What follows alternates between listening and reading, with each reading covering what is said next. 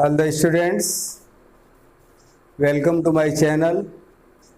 आज मैं आप लोगों को फ्रैक्शन से संबंधित काफ़ी महत्वपूर्ण क्वेश्चन बताने जा रहे हैं। फ्रैक्शन का मतलब ये होता है जब कोई भी वस्तु अपने आप में पूर्ण हो और जैसे ही उसका हम पार्ट करते हैं तो वह फ्रैक्शन का रूप धारण कर लेती है। यही फ्रैक्शन कहलाता है। सपोज हमारे हाथ में एक मार्कर है, अगर इसे हम दो पार्टों में काट देते हैं तो एक हिस्से को क्या बोलेंगे, 1/2 कहते हैं। अब हम आपको पहले क्वेश्चन की तरफ ले चल रहे हैं। पहला क्वेश्चन आपका ये कह रहा है कि एक व्यक्ति अपनी आय का मतलब जो आमदनी उसकी है 1/3 भाग भोजन के लिए, 2/5 भाग मकान पर और 1/5 भाग कपड़े पर खर्च कर देता है। तो पहला क्वेश्चन उसका खर्च निकालेंगे, देखें कितना खर्च करता है। तो इसमें 1/3 भाग प्लस कर देंगे 2/5 भाग और फिर दिया है 1/5 भाग। तो ये आपका निकल जाएगा खर्च बराबर करके निकाल लेंगे। अब 5×3 = 15 हो जाएगा, लस तीनों का। 3×5 = 15, 5 होगा, यहाँ 5×3 = 15, 3 दूना 6 होगा, 5×3 = 15 यानी 3 होगा। ऐड कर लेंगे, 6 × 5 = 11, 3 14/15 भाग वह खर्च कर चुका है। उसके पास शेष भाग यानी बचा हुआ भाग कितना है, तो 1 - 14/15 को सॉल्व करेंगे तो 1/15 इतना भाग बचा है। अब कह रहा है कि उसके पास 400 रुपये बचे। तो पार्ट में देखा गया कि 1/15 भाग बराबर हो रहा है 400 रुपया। तो उसकी कुल आय कितनी हुई, यहां लिखेंगे चूंकि 1/15 भाग बराबर 400, इसलिए पूरी आय या कुल आय लिख सकते हैं। यहाँ पे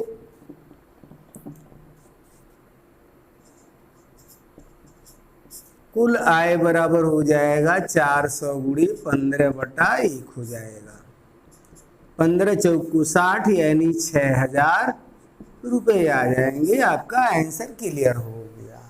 यदि आपको कहीं डाउट लगता है तो 600 का 1/3 निकालेंगे जांच करने के लिए, तो 3 दूना 6 यानी 2000 रुपया हो जाएगा।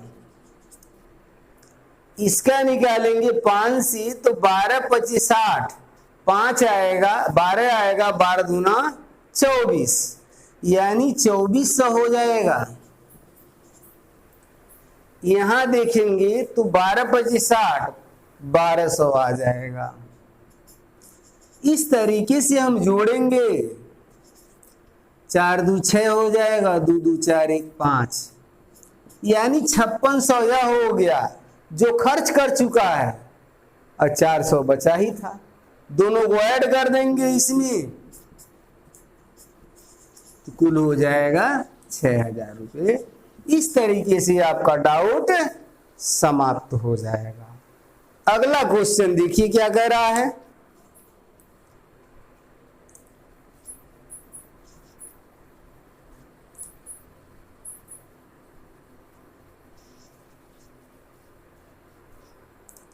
दूसरा नंबर जो क्वेश्चन दिया हुआ है ये कह रहा है किसी संख्या का 1/3 भाग 75 है। तो अगर 45 दिया है तो कौन सा भाग होगा, ये कह रहा है। तो 1/, यहां लिखेंगे चूंकि 1/3 भाग बराबर 75 के, इसलिए पूरा भाग बराबर हो जाएगा 75 गुणी 3/1 हो जाएगा, यानी 3 पचे 15 होगा, 3 सते 21 22, 225 हो जाएगा पूरा भाग। अब 225 में से 45 रुपया या 45 जो संख्या है उसका कौन सा भाग होगा, तो इसको लिख देंगे। इसलिए 45 बटा 225 ये कट जाएगा कितना बार में, 5 पचे 25 होगा, 5 चौको 20 2 22, यानी 1/5 भाग है। 45 जो है कुल रुपए का 1/5 भाग। इस तरीके से आंसर आपका निकल जाएगा। तीसरा क्वेश्चन कह रहा है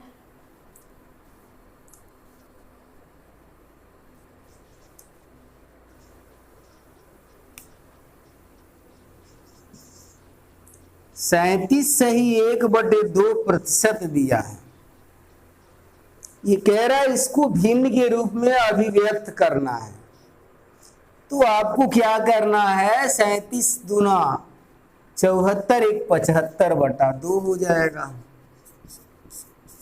और गुणे 1/100 कर लीजिए। 25 तिहाई 75 होगा, 25 चौका 100 होगा, इस तरह 3/8 यह भिन्न का रूप धारण कर लिया।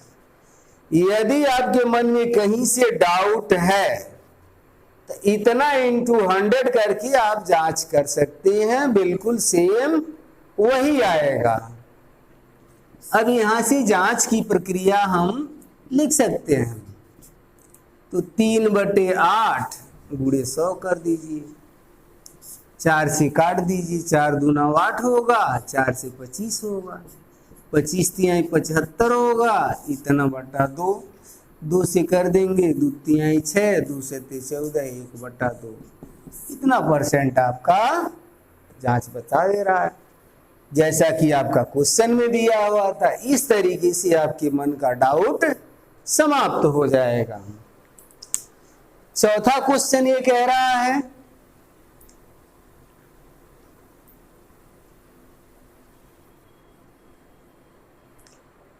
यह एक पैटर्न पर आधारित दिया हुआ है। चौथा क्वेश्चन ध्यान देना है, 0.111 डैश डैश अगर इतना बराबर 1/9 है तो यह किसके बराबर होगा। आपको कुछ नहीं करना है, 0.444 और डैश डैश इक्वल करके, जैसे यहाँ 1/9 हो गया 1 का, उसी तरह यहाँ हो जाएगा 4/9 होगा। यदि आप इसको जांचना चाहते हैं तो लेट x से शुरू करेंगे, x इक्वल इतना, फिर 10 से मल्टीप्लाई करेंगे, आपका सेम यही आंसर बनेगा।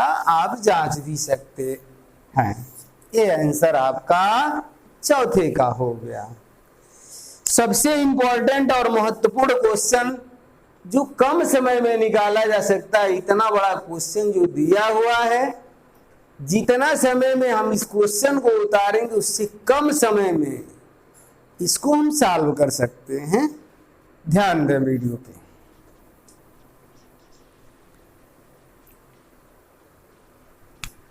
पांचवें नंबर में जो लिखा हुआ है आपके सामने दिया, यह 6 बार दिया है, तो आपको सीधे क्या करना है, यहाँ 6 लिख करके गुणे कर दीजिए।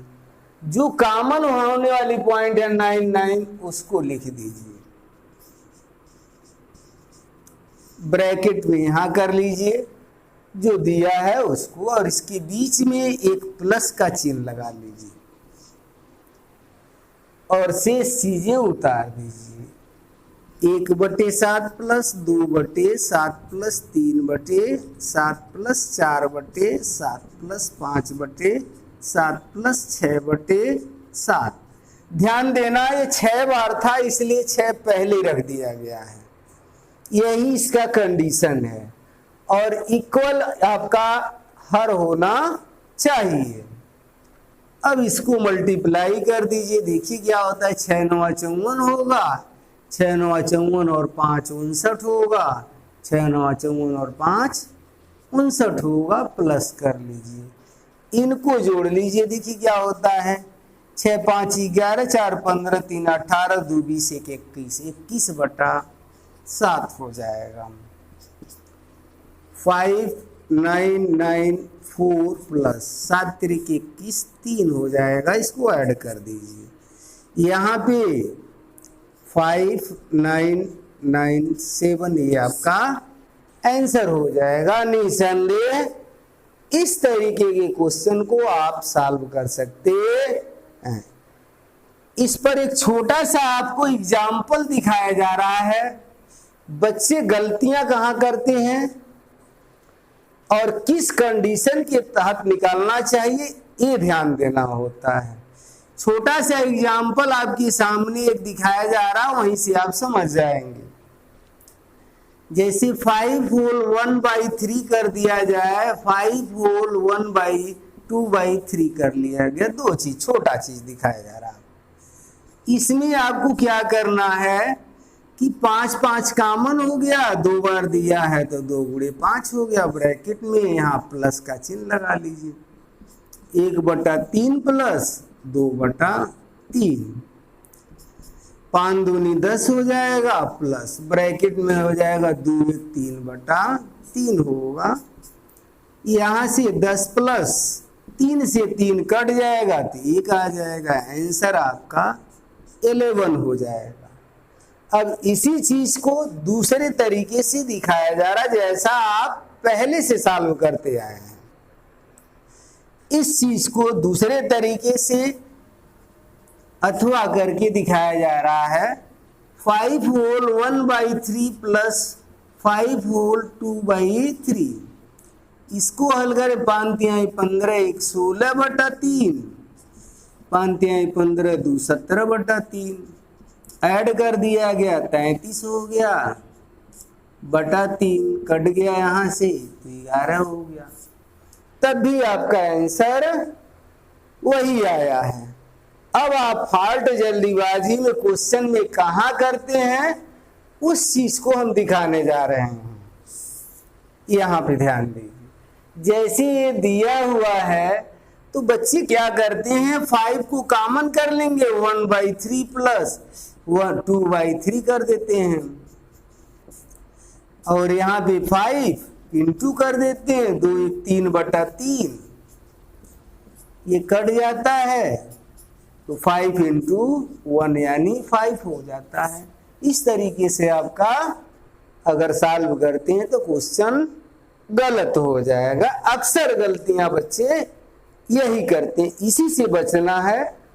आपको एक सामान्य ट्रिक के अकॉर्डिंग दिखाया गया है कि जब भी कोई भी एक समान संख्या सभी में कॉमन हो और इसका हर समान हो, एक क्रम में चल रही हो, तो सीधे से देखेंगे यह संख्या पूर्णांक संख्या कितना है और यह कितनी बार लिखा हुआ, 6 बार लिखा है, इसलिए 6 से मल्टीप्लाई कर देंगे, बाकी चीजों को ऐड करके डिवाइड करके उसमें प्लस कर देते हैं, आंसर आ जाता है।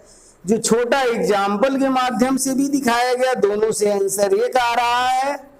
गलतियां आप कहाँ करते हैं इसको भी दिखा दिया गया, इससे आंसर कैसे गलत हो जाता है।